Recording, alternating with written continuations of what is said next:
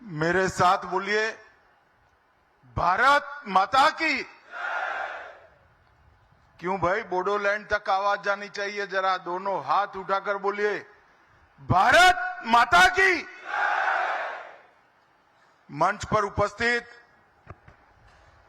असम के सम्माननीय मुख्यमंत्री, जिनके नेतृत्व में असम ने विकास की तेज रफ्तार पकड़ी है, ऐसे डॉक्टर हेमंत विश्व शर्मा जी,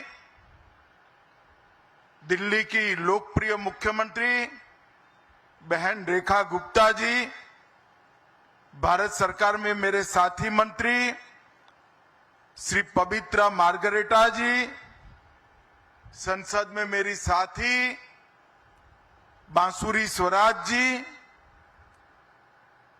सीमान ब्रह्मा जी, मंत्री असम सरकार, ये रोड और प्रतिमा के लिए जिसका सबसे बड़ा योगदान है, ऐसे मेरे मित्र और बोडोलैंड के सीएम प्रमोद बोरो जी, दिल्ली के महापौर राजा इकबाल सिंह जी, मंच पर उपस्थित सभी महानुभाव,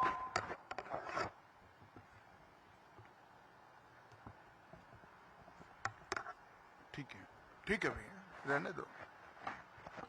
मंच पर उपस्थित सभी महानुभाव, आज के इस सभागार में आए हुए बोडोलैंड और असम से आए हुए मेरे प्यारे सभी भाइयों बहनों को प्रणाम। और सबसे बड़ा सामने स्क्रीन पर दिखाई पड़ता है, असम और बोडोलैंड में हजारों हजार की संख्या में बोडोफा के सभी मानने वाले भाइयों को मेरा प्रणाम, नमस्कार। आज अपनी जाति के लिए, अपने क्षेत्र के लिए सम्मान और अधिकार की लड़ाई पूरा जीवन लड़ने वाले बोडोफा उपेंद्रनाथ ब्रह्मा की 35वीं पुण्यतिथि, और मेरा सौभाग्य है कि उसी दिन दिल्ली के दिल जैसी कैलाश कॉलोनी में, जो दिल्ली का सबसे बड़ा संभ्रांत क्षेत्र है, वहां पर बोडोफा की आदमकद प्रतिमा और एक बहुत बड़े राजमार्ग का नाम बोडोफा के नाम पर देने के लिए मैं आ गया। दिल्ली में लगी ये प्रतिमा सिर्फ बोडोलैंड के लिए महत्वपूर्ण नहीं है, मेरे बोडो भाइयों बहनों के लिए महत्वपूर्ण नहीं है, पूरे देश भर में छोटी छोटी जो जनजातियां हैं, जो आजादी के कई सालों तक सम्मान की खोज में संघर्ष करती रही, अपनी भाषा के लिए, अपने धर्म के लिए, अपने जाति के लोगों के उत्कर्ष और विकास के लिए। जब बोडोफा की प्रतिमा यहां लगती है, उपेंद्रनाथ ब्रह्मा की जब प्रतिमा यहां लगती है, न केवल बोडोलैंड, न केवल असम, देश भर की इस सभी छोटी जनजातियों का सम्मान होता है। और आज इनकी 35वीं पुण्यतिथि पर देश के महान दूरदर्शी पुत्र बोडोफा उपेंद्रनाथ ब्रह्मा जी को मैं प्रणाम कर कर मेरी बात की शुरुआत करना चाहता हूं। मित्रों, अभी अभी कार्यक्रम की शुरुआत के पहले हमने पहलगांव में जो आतंक की भेंट चढ़े, जिनका बलिदान हुआ, वो हमारे प्यारे भाइयों बहनों को श्रद्धांजलि दी। मैं आज उन सभी आतंक की भेंट चढ़ने वाले हमारे नागरिकों को, उनके परिवारजनों को कहना चाहता हूं, एक क्षति सिर्फ आपकी क्षति नहीं है, आपके जितना ही दर्द देश के हर नागरिक के दिल में है, हर नागरिक इतना ही दुख का अभिव्यक्ति करना चाहता है। और मैं आज पूरे देश की जनता को यह बताना चाहता हूं कि 90 के दशक से कश्मीर में जो आतंकवाद चला रहे हैं, उनके खिलाफ हमारे प्रधानमंत्री नरेंद्र मोदी जी का जीरो टॉलरेंस का नीति है। हम मजबूती के साथ अपनी लड़ाई लड़े हैं और आज वो ये न समझ ले कि हमारे 27 नागरिकों का जान लेकर ये लड़ाई जीते हो। मैं सभी आतंक फैलाने वालों को कहना चाहता हूं कि लड़ाई का अंत नहीं है, एक मकाम है। हर व्यक्ति को चुन चुन कर जवाब भी मिलेगा, जवाब भी लिया जाएगा।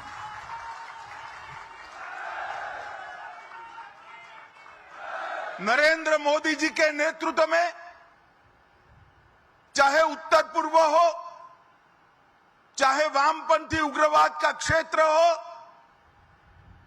चाहे कश्मीर पर पड़ी आतंकवाद की छाया हो, हर चीज का मजबूती के साथ हमने जवाब दिया है। और अगर कोई एक कायराना हमला कर ये समझता है कि हमारी बड़ी जीत है, तो एक बात मन से समझ लीजिए, ये नरेंद्र मोदी सरकार है, किसी को बख्शा नहीं जाएगा, किसी को बख्शा नहीं जाएगा। इस देश की इंच इंच भूमि पर से आतंकवाद को मूल समेत उखाड़ने का हमारा संकल्प है और वो सिद्ध होकर रहेगा। और इस लड़ाई में न केवल 140 करोड़ भारतीय, पूरी दुनिया भारत के साथ खड़ी है। लामबंद होकर सभी दुनिया के देश एक मुश्त होकर आतंकवाद के खिलाफ ये लड़ाई में भारत की जनता के साथ खड़े हैं। और मैं फिर से संकल्प दोहराना चाहता हूं, जब तक आतंकवाद समाप्त नहीं होगा, हमारी लड़ाई चालू रहेगी।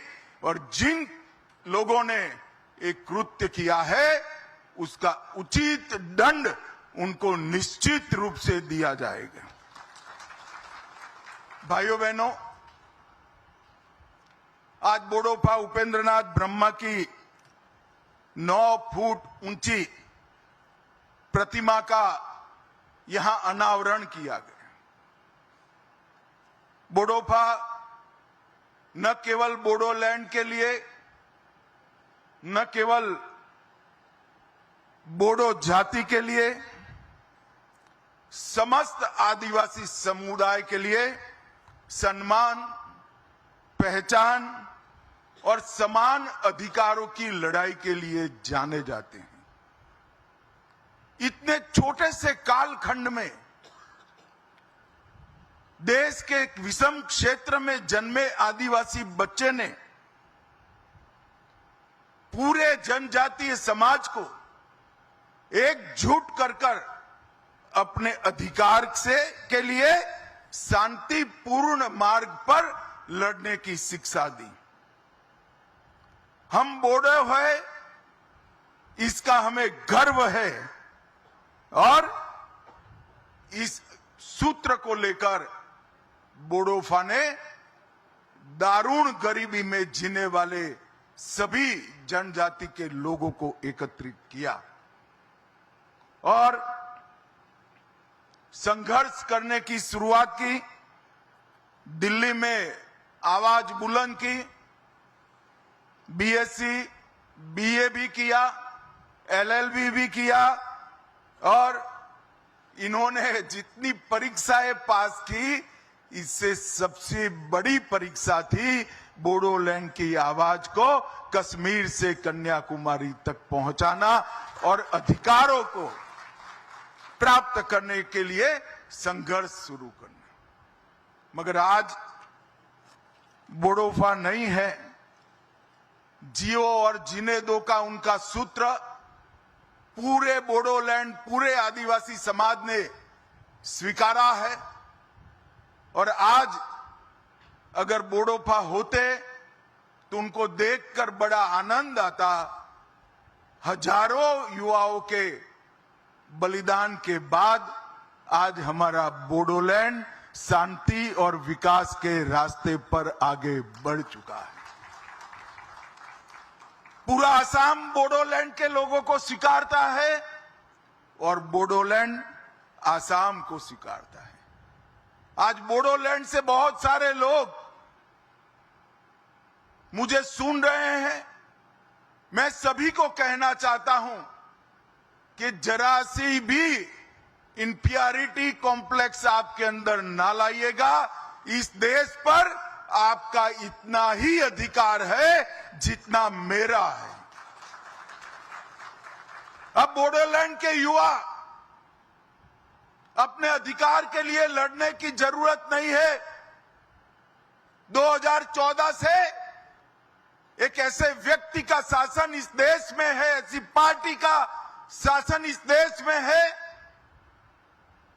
जो मानते हैं कि भारत पर सबका अधिकार है और सब पर भारत का अधिकार है।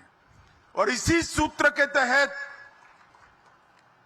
आज बोडोलैंड विकास के रास्ते पर आगे बढ़ा है। मैं 2019 में गृह मंत्री बना। प्रधानमंत्री जी ने नॉर्थ ईस्ट की समस्याओं को कंसंट्रेट करने का कहा। बोडोलैंड के लोगों के साथ चर्चा हुई। प्रमोद जी यहां बैठे हैं। 9 महीने की विशद चर्चा के बाद 2020 में बोडो एग्रीमेंट हुआ और सभी लोग हथियार डालकर आज मेन स्ट्रीम में शामिल हो चुके हैं। मगर देश भर के जनजाति समाज को मैं कहना चाहता हूं,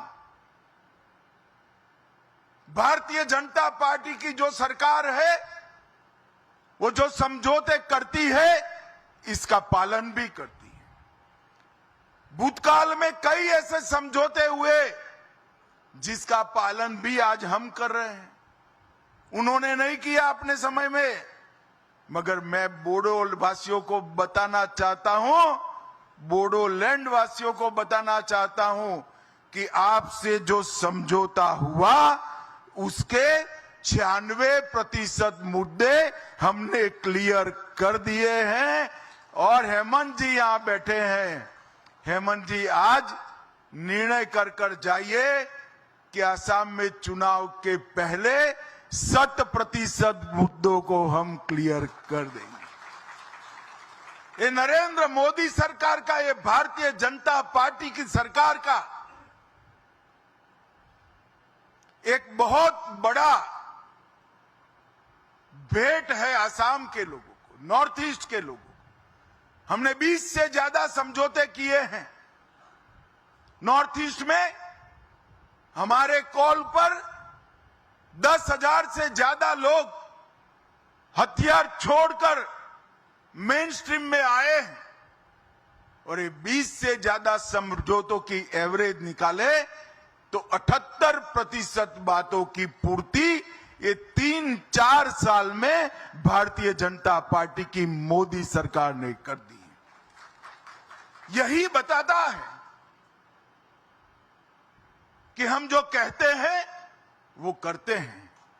और आज पूरा असम शांति के रास्ते पर आगे बढ़ चुका है। और मैं बोडोलैंड की एक विराट रैली में, लाखों लोग थे, बहुत बड़ी रैली हुई थी। वो रैली में कहकर आया था कि हम मई एंड के पहले बोडोफा की प्रतिमा भी लगाएंगे और उनके नाम पर रास्ते का नामाभिधान भी करेंगे। और आज 1 मई को उनकी पुण्यतिथि के दिन, अभी मई समाप्त भी नहीं हुआ है और ये वादा हमारा आज पूरा हो चुका है। जिस दिल्ली के बोट क्लब पर बोडोफा ने बहुत बड़ी रैली कर बोडोलैंड के मुद्दों से पूरे देश को झकझोरने का काम किया था, 1987 की ऐतिहासिक जज फील्ड रैली और जिला स्तरीय सामूहिक रैलियों के माध्यम से जो जागृति लाई, आज वो उसका उद्देश्य पार कर चुकी है।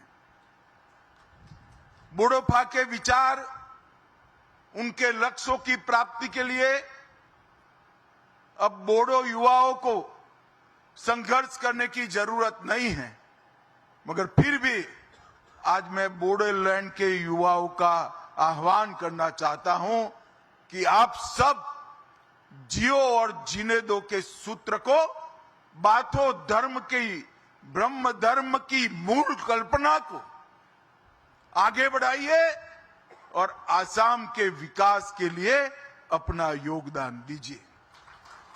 आज आसाम पूरे देश भर में औद्योगिक निवेश के लिए एक प्रकार से आकर्षक केंद्र बना है। जिस आसाम से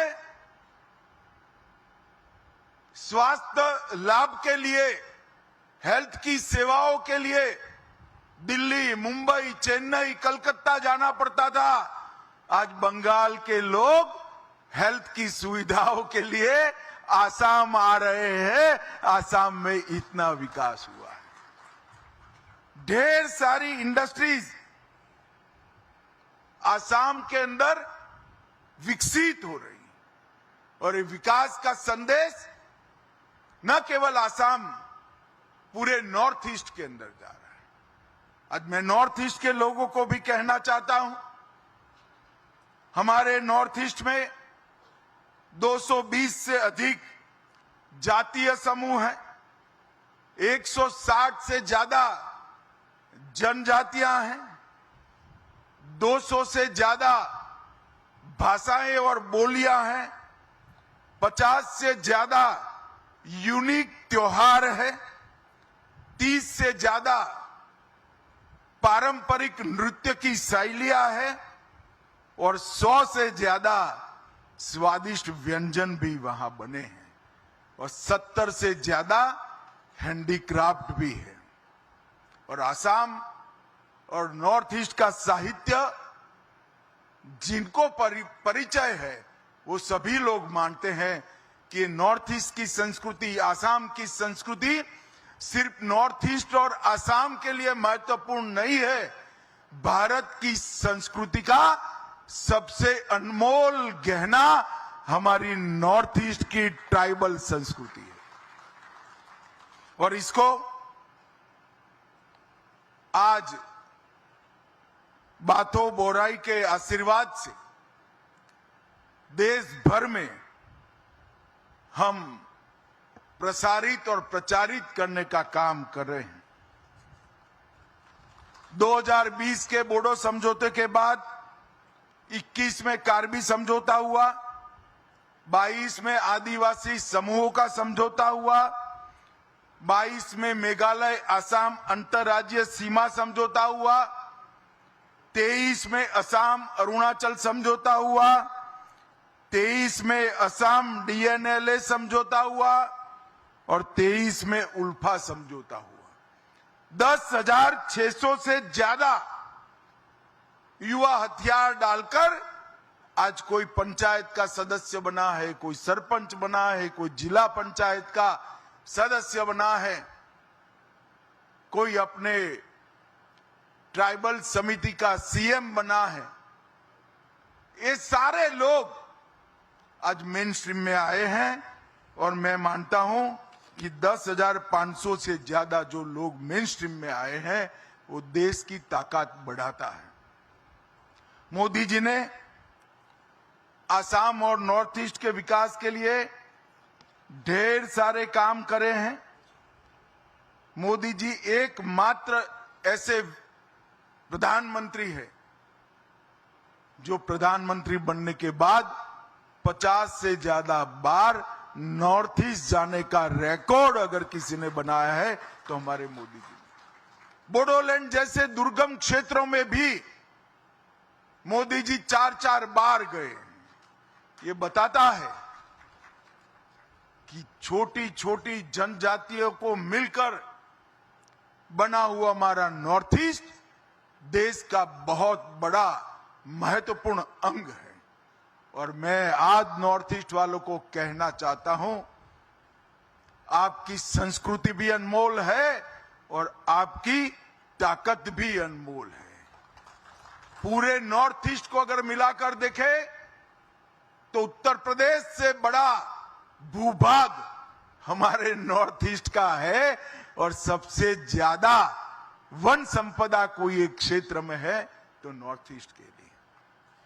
नॉर्थ ईस्ट पूरे देश की ताकत बने और पूरे देश की ताकत नॉर्थ ईस्ट के विकास के लिए लगे, ये लक्ष्य लेकर मोदी सरकार चल रही है।